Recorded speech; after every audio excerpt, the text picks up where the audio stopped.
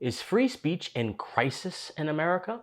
Many people are saying yes to this question, especially as relates to recent events that have emerged immediately after the gruesome murder of Charlie Kirk, especially as it relates to how certain people have been confronted for saying mean and vicious things on the internet about Mr. Kirk, and also how it relates to how certain TV shows like Jimmy Kimmel have been dealt with for saying the same kind of thing.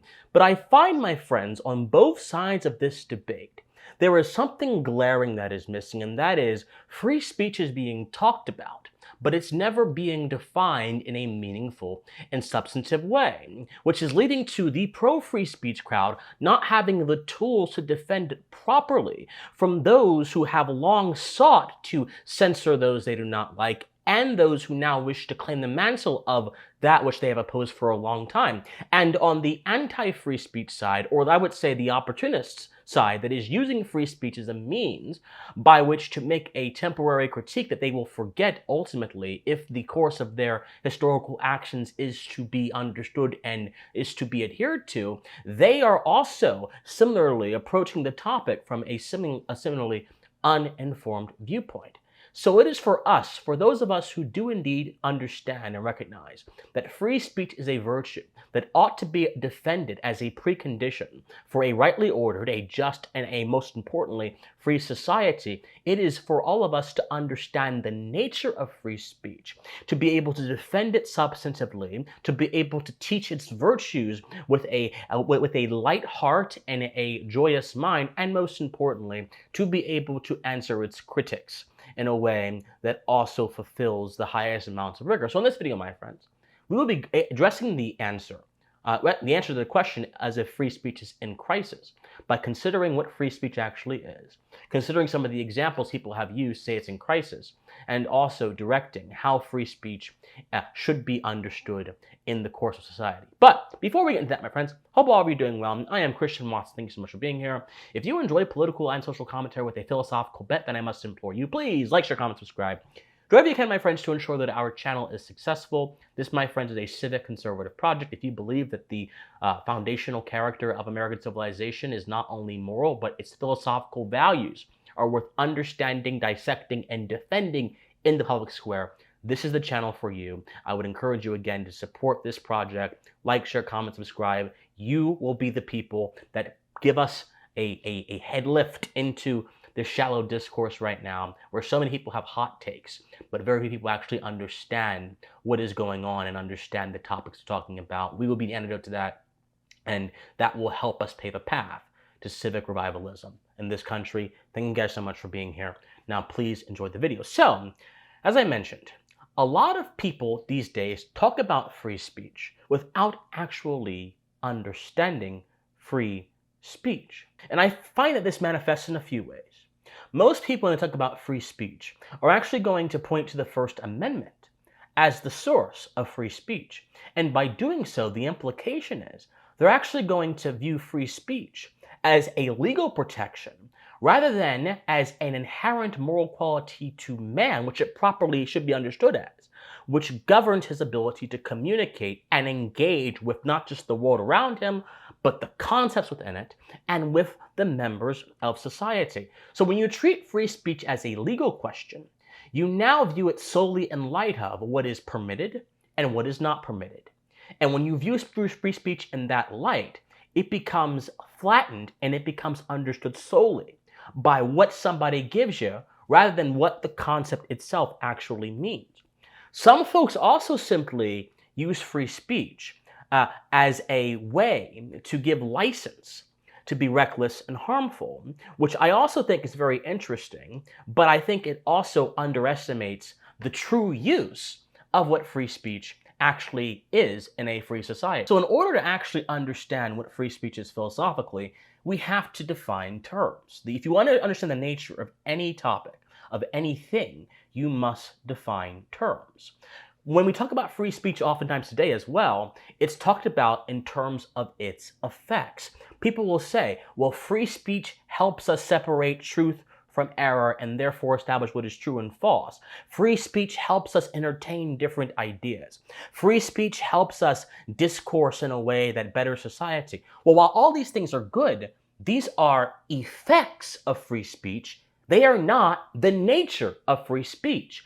And if you want to understand any concept, you must investigate the relationship between cause and effect, because if you divorce a bunch of effects that come from something from their cause, you can then use those effects as a way to measure if that principle ought to be observed in society, which is precisely what the people who wrongly push the idea of hate speech do when they say free speech becomes hate speech when it offends somebody. They are having an effects-first view of the term, which divorces it from the nature of it.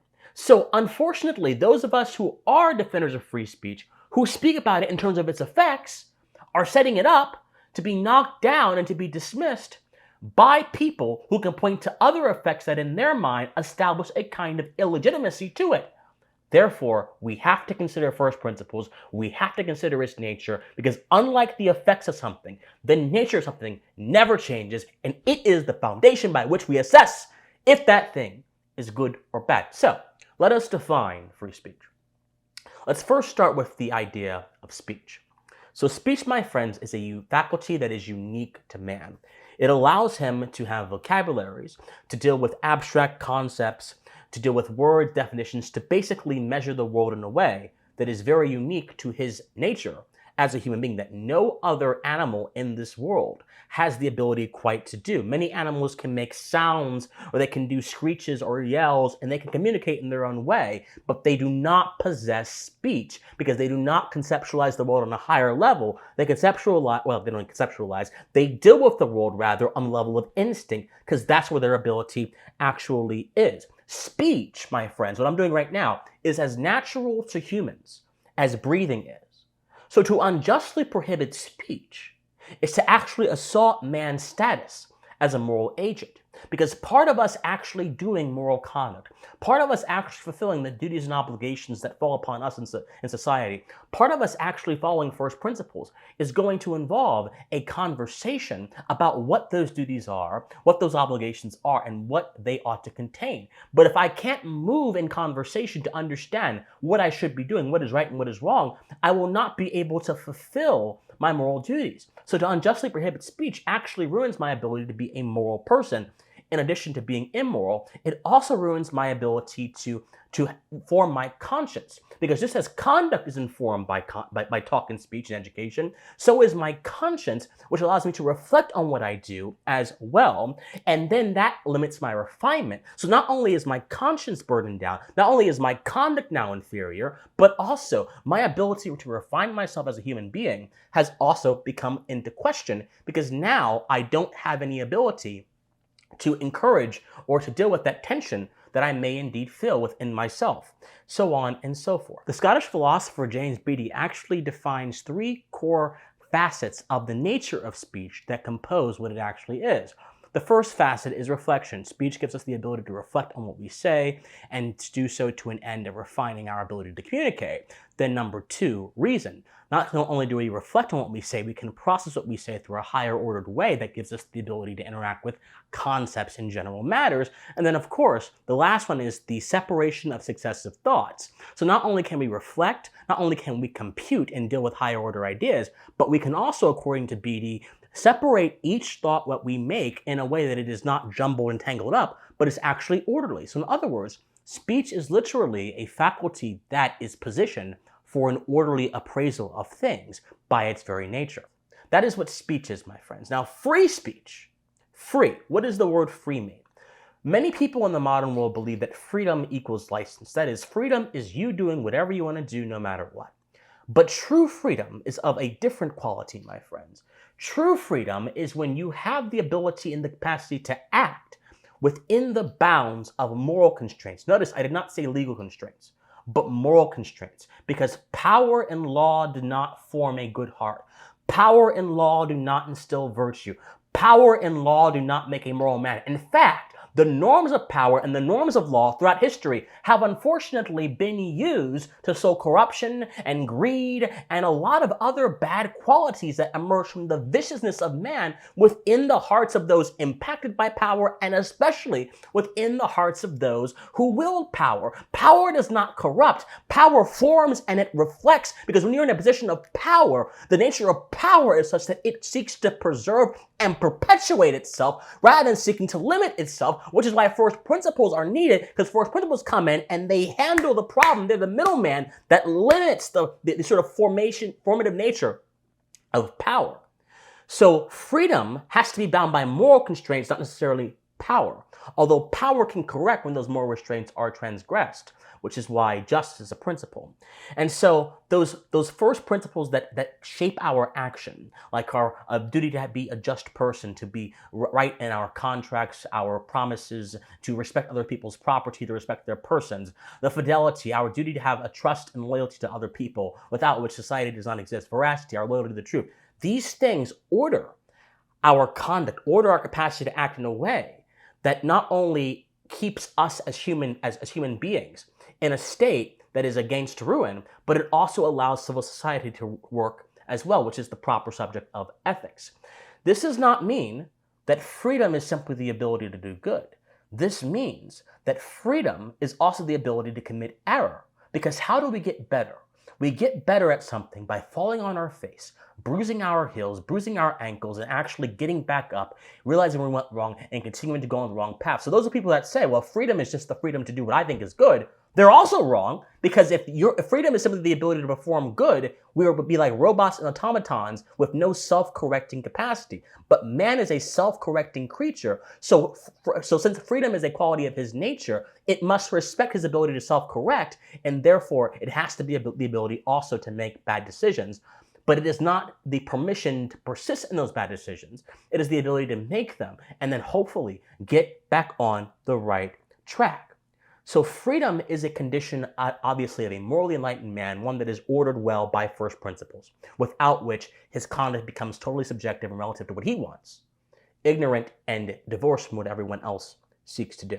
So free speech is basically the ability of a well-ordered man to communicate, to engage with the world in a way that uniquely respects who he is as a human being. And this is vitally important, as I mentioned, to a free society, because it allows us to actually test our ideas, to evaluate our ideas, to conceptualize our ideas, and then to see how to apply them practically. In absence of this, we no longer have the ability to test and evaluate the ideas that ought to guide our conduct. We are now subject to the enlightened man, subject to the council of elders, the kind of people who have status in the society, who then, by virtue of their specialized knowledge, get to dictate how the rest of us live, which of course simply leads to a kind of tyranny and a kind of authoritarianism. This is why, my friends, I don't cite the First Amendment when it comes to free speech, because the First Amendment simply reflects the natural truth of free speech that I just mentioned. The First Amendment, free speech does not exist because of the First Amendment. The First Amendment exists because free speech is a natural truth of man's social and natural condition. The First Amendment exists because it reflects the truth of the natural law that free speech is built upon and seeks to codify that and protect that from the hands of power. It does not exist to establish free speech. It exists to preserve free speech because man had the capacity to act and speak in a well-ordered way before the Constitution existed. The Constitution is merely a mechanism that flows from these natural truths. So it is more important, my friends, to cite natural law than it is even to cite the Constitution. Or if you cite the Constitution, you ought to cite it in light of natural law, because that is where it gets legitimacy, and that is why it is the greatest document to exist in the history of political structures, because it recognizes fundamental ideas that previously had been gone by the wayside, had been brushed beneath the status and the feudal system and the divine right of kings and all this nonsense that characterized how the old world dealt with man politically. This gets us to the question of free speech now in the modern era. What we've seen happening recently with people like Jimmy Kimmel getting suspended from ABC, or people getting fired from their jobs for celebrating the death of Charlie Kirk. People are saying this violates free speech. Although I find it very interesting that in both of those instances, there's far more complexity to the matter at hand. So for example, the Jimmy Kimmel instance, Jimmy Kimmel broadcasted on a platform, through airwaves that are publicly owned. And whether there should be publicly owned broadcast airways is a particularly separate question. But if there are publicly owned broadcast airways, then unfortunately that gives those in authority and power the ability to decide whether it's acceptable content in the public interest. Now, in my personal opinion, I think that to have authority decide the standard by which the public communicates is a rather dangerous thing. It's something that we shouldn't really countenance in a just society, but it is the fact of the matter. So, when it relates to our right to freely speak, there also relates to the right to relates to this idea that we ought to have a podium or we ought to have a venue to do so. Well, those are two separate things. Just because I have the right to say nasty and mean things does not mean someone has to give me a venue or a podium to do so. By them not giving me something, they are not punishing me directly for my conscience. They are refusing to amplify the contents of my conscience by not giving their resources to me. In a just society, this is simply called association, and there's nothing wrong with this. Having said that, just because they can do that, I think that it is still eminently unwise, especially when it comes to places like social media companies, to deprive people of platforms where practically, in the absence of them, they cannot reach as many people as possible. It's morally legitimate, but it is imprudent. And sometimes our prudence ought to guide what we view as legitimate, because our prudence can help us direct our legitimate actions to a wiser course in society. But also, I think the bigger issue here is one of meanness, one of viciousness, and how viciousness and free speech actually relate. And this is actually the more important thing, my friends. So, viciousness, again, comes from that part of human nature that is antisocial, that resists our social appetites like fidelity and justice, which resist our sociability, which is simply the set of principles that make it possible for humans to interact with society in a way that does not lead to ruin. Well, viciousness comes in and says, no, your lower passions are what your conduct ought to be subject to. Your anger, your envy, your hatred and resentment. And when those guide your conduct, ruin and disorder are all that follow. So not only can you not be internally ordered in your mind and your conduct, but the outward effects of that in society will also be destructive as well. However, there are different levels of meanness in society, and those different levels of meanness warrant certain kinds of responses. The moment meanness crosses into destroying someone's stuff or hurting someone physically is the moment justice is being violated and a moral wrong has been committed, and it has to be corrected by the sword. But when meanness is simply words or things that people do not like, that may lack decorum, that may be in bad taste, meanness has not arisen to a standard where it has to be or it should be accompanied by institutional punishment, whether that be social or whether that be political. Because meanness, my friends, like I mentioned before, is simply part of the errors that make human nature so complex and so various, that make man able to self-correct. We have to have the ability to commit these errors in order to be human at all, in order to know what is right and wrong, in order to refine our conduct, in order to create a better conscience. So meanness, actually, funnily enough, even though it is not good, it creates a gateway, when properly understood, towards better kind of behavior. This is why forgiveness is a virtue. Because forgiveness gives more charitability to people than they actually deserve, and by doing so sees past what they do and sees within them the ability to repair, not even the good in them, but the ability to repair what they did before, which recognizes man's ability to adapt, reflect, and refine. These are necessary for a just and free society. So you can't censor meanness, by the way. And this is why hate speech is so nonsensical, because hate speech attempts to correct the problem of viciousness and meanness by suppressing it, and it assumes by suppressing it a culture of the heart from which virtue actually springs up and bubbles forth into our society is created, when in all reality, more viciousness and more meanness is created by suppressing those ideas you don't like, suppressing those ideas that are nasty and brutish and ill-tempered, and then therefore undermines the foundation of virtue, because virtue cannot be forced. Virtue can only be formed within the hearts of man through the reception of information that he didn't have before, through the reception of information that targets the principles that exist within his nature, through the reception of information that then takes those principles and encourages them to create a better culture of the heart from which we become better people, my friends. You can't separate the speech conversation from the human conversation, because how we conceptualize the world is inherently linked with how we are as people, how we act as people, and ultimately who we become as people. So you can't get rid of viciousness through deplatforming. You can't get rid of viciousness through censorship. You can only tame viciousness through encouraging formation of the heart, which hate speech does not do. Can't do. Because the sword will never do that. The sword cannot fix an impoverished conscience. The sword cannot fix a abundant conscience. The sword only stands in the way of that conscience becoming healthy. So, we also have to consider the problem of tastes. Because our tastes and our manners are actually linked. And creating a good culture of manners is what I think can actually help us fix the viciousness that we've seen directed towards people like Charlie Kirk or towards others who have met demise, and people in the culture who don't like them have decided to go ahead and say callous things. Our manners are quite literally behavior that is ordered towards a certain way. That's all a manner is a way of doing things. It is essentially a behavior that is ordered. And behind that order is a principle. And behind the principle of manners is generally the principle of decorum, which makes us fit for society.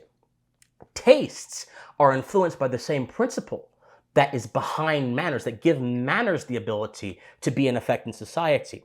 Our tastes are influenced by the very idea that, by the very orderliness, for example, that also gives manners their force. Because tastes have a direct connection with our moral imagination. Our moral imagination helps us understand how we can have proper conduct. And then that helps us understand, and having proper conduct inherently helps us understand the proper orderliness of action. So downstream, our tastes are linked to our conception of order, just like manners are linked to how we conduct order through our actions. So, once again, the solution to viciousness in society is indeed a strong formation of the heart. It is indeed an observance of first principles. It will never be by giving somebody a taste of their own medicine by using power. My friends, we don't have a crisis of free speech in this country. We have a crisis of viciousness and a crisis of ignorance, both of which cohabitate in a very odd space in our cultural mind, where they encourage people to lose sight of what is true, what is right, to operate in shallow waters, and in operating in the shallow waters, co-sign broad prescriptions to fix things that they don't understand. We will not get a healthier culture through censorship. We will not get a healthier culture by trying to tame viciousness with the sword. We will not get a healthier culture by treating free speech as a legal privilege rather than as a natural right bound up in our DNA as human beings, essential to how we conceptualize the world, essential to a just society, essential to a free society. We will only fight the lower passions that bring forth meanness by, again, pushing forth a strong culture that encourages goodness, a culture that encourages rightness, a culture that encourages well-ordered people. And that is a separate question from how power should be wielded, because that is not the proper domain of power.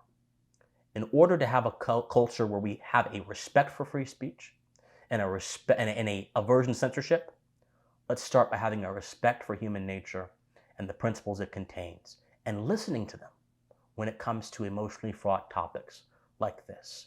These truths have been around for thousands of years. Maybe, just maybe, the conservative in me says maybe, they're worth listening to. Just a thought. My friends, like, share, comment, subscribe wherever you can. Join the Pensive cohort. If what you heard in this video touched you and you wish to use some of the principles and ideas and philosophies that I used just now to analyze this issue, you want to use them to help repair America's civic condition, to engage in a defense of America against the ideology seek to tear it down, to understand more about our philosophical ideas, join the Pensive cohort. I am recruiting a cohort of young thinkers who want to study the thinkers that made America possible. You can join us by going to the Discord link in the comment section down below. Like, share, comment, subscribe, donate if you have the means to. I really appreciate it. My friends, study history, study philosophy, remain more convicted. My friends, please, you better stay pensive. Bye, guys.